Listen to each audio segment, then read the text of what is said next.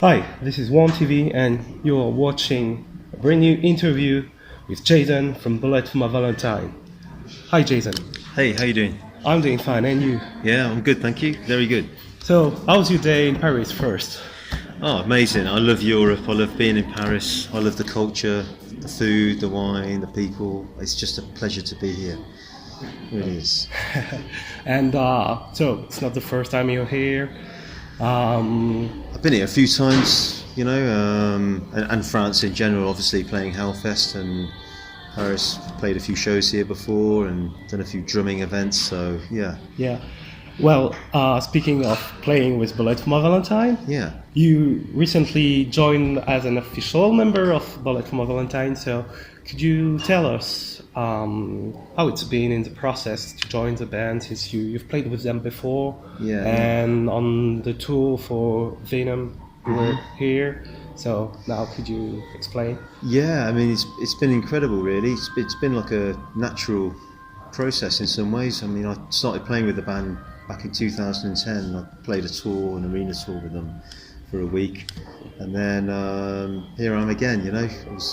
Started playing with them on this period of time from the end of 2015, and then fulfilled the remaining Venom cycle for the whole of 2016, and then certain circumstances unfolded, and I was asked whether, oh wow, that's magic, that's a magic trick. Asked if I wanted to join the band, and obviously, it was a simple yes. So yeah, it's been great. Okay, and so how has it been to join a band like this and meet the fans with the times, kind of getting familiar with them and now being part of this whole family? How has it been for you to get into this? It's been really eye-opening, actually. Bullet's been the first band I've joined for like 18 years, because prior to Bullet I was a session guy, or a bit of a mercenary. I played with lots of different bands, and I think the fact that I've joined a band like Bullet tells you how important it is to me, and therefore seeing how passionate the fans are is incredible, because they are really dedicated fans, and that's why we've worked so hard on this album and tried to deliver an honest representation of where we are musically. And so if we're honest with it, then I think the fans will enjoy it more, because they're not stupid. They'll pick up on something that's not real. But yeah, it's been amazing. Okay, and just before speaking about the new album, there's a tour going on, and you have some few dates announced for Europe. Mm-hmm. Is there any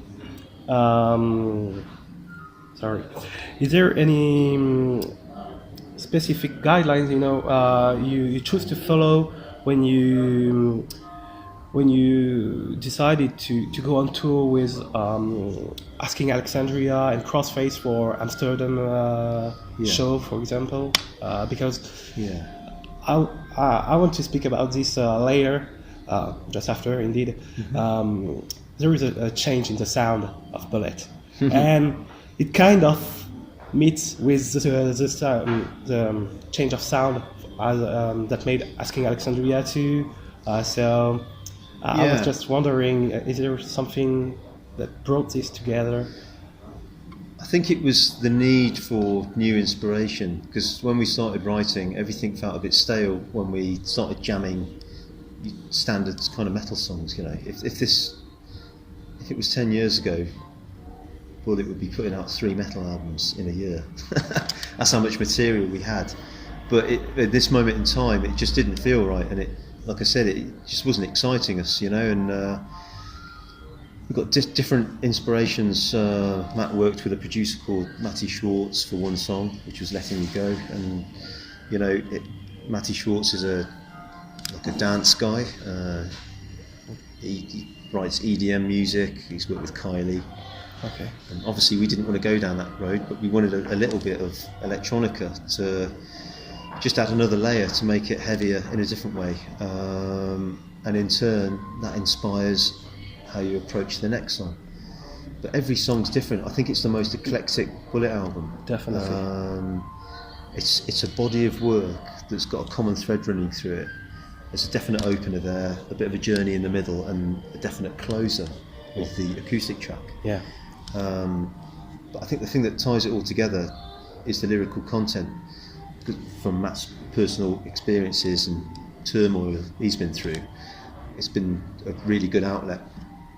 But it's not only about, quite a dark subject matter about breakups, relationships, disintegrating with people. It's about fresh beginnings. It's a bit of a rebirth as well, and so it's not really about one change in the sound in terms of the electronic element, which is what you're referring to, isn't it? It's about everything really. It's a sum of all parts, and I think that's what best sums it up. It's not any one person showing off their skill. Yeah. It's all about the song, and if you've got the song nailed, you've got a strong vision, and then it's easier to project that in big venues, arenas, which is what we want to do. We want to go up a level. And so on this album, the process of writing it and just recording it, how has it been? What time did it take? It took a long time. Yeah. We started writing last April, so that's pretty much a year ago, and the first few jams we had, like I said, were stock metal riffs, and it was boring, and it was like, this is the same kind of song as that one. We can't have another one of these in the band's repertoire because it just sounds stale.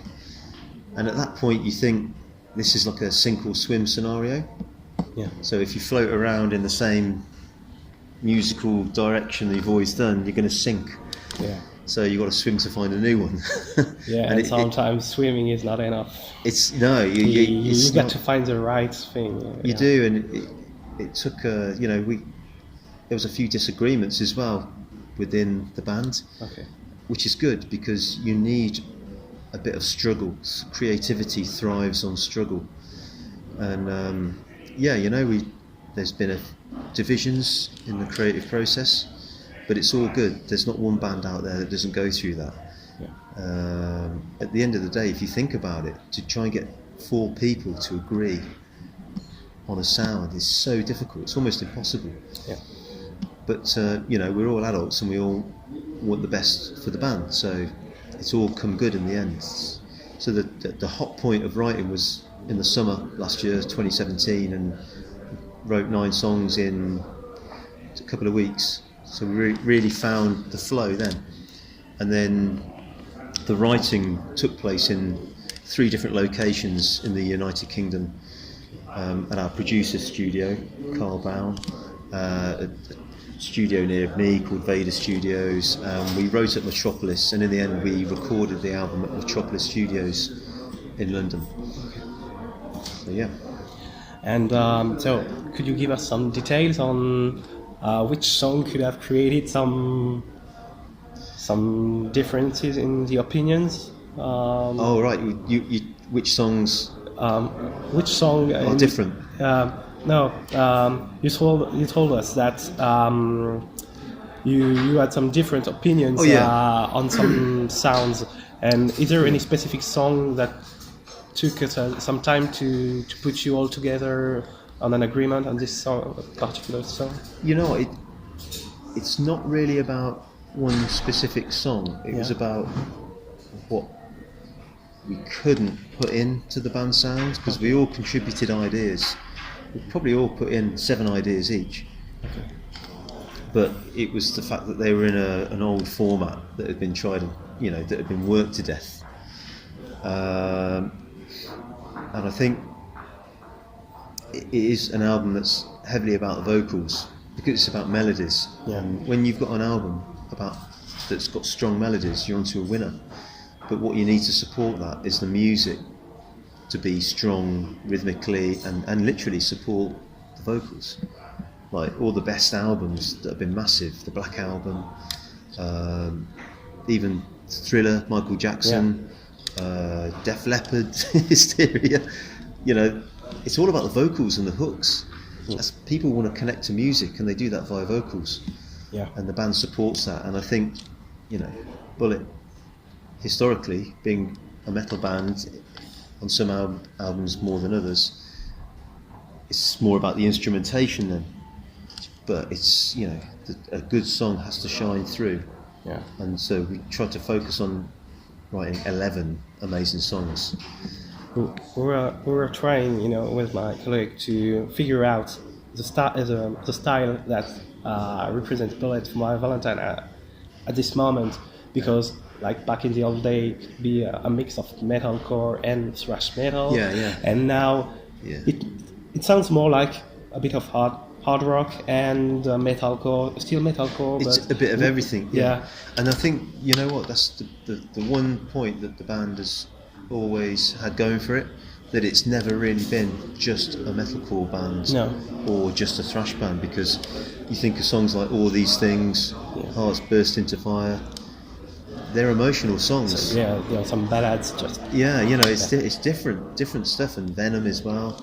There's always been the contrast of really heavy stuff. On every album there is at least one or two ballads, like Bittersweet Memories to there is, and it's important for an album to have contrasts, because if it's all heavy you lose interest, if it's all light you lose interest.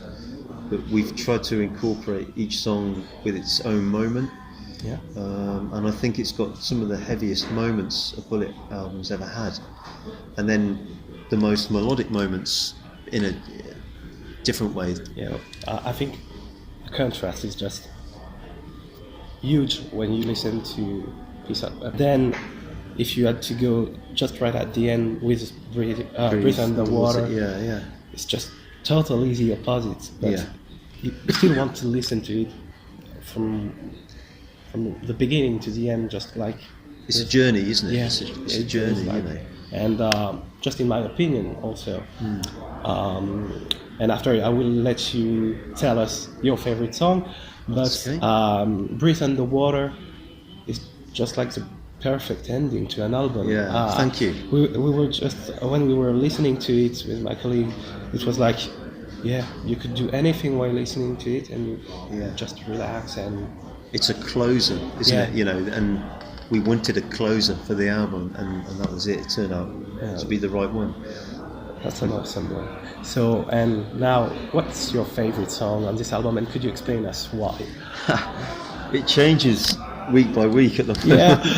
And I think when we start to play them live, you know, my opinions will change again. But Piece of Me is my favourite at the moment. Just, it's kind of, you know, about the drums really for me. I love the groove in that. I'm proud of the groove. It's a different kind of thing that Bullet's never had. I'm Not Dead Yet. I just love the hooks in that. I love the message and the vocals. You know, I think that the tagline is genius. Letting You Go. I like all of them. They're all different things, you know. There is something in each song that brings something else. Yeah, definitely. I'll just check. But at the moment it's those. I'm just checking on the timer. And so with this album releasing in the midsummer, end of June. End of June, 29th of June. Exactly. Do you think? Do you have any plans on these summer festivals to play already some new songs? I guess that at the moment we will be releasing this interview, you will have already announced many things. So is it already planned to put at least 3 or 4 songs in the new set list? That's the plan, I mean, I think we're probably looking at like 4 releases before the album comes out, but we really want to play at least 3 new songs in the new set, you know. Obviously the ones that are coming out. Because we've been sat on it a long time and we're getting a bit impatient. Yeah, I guess. We've already done like a 7-week tour this year with Avenged Sevenfold. Yeah. And we're off to America in a few weeks for another 4 weeks, and then with Trivium now. Yeah, we're doing some shows with Trivium and some American festivals. Oh. So it's we can't wait to start playing new stuff live. Yeah. And do you have any specific word for the French fans that will be watching this interview? Well, I wish my French was better, but I just hope that everyone enjoys the album as much as we enjoyed writing it, and can't wait to see it at Hellfest because it's a special festival for us. Well, thank you, Jason. Thank you very much. So, thank you. It was Jason from Bullet for My Valentine for One TV.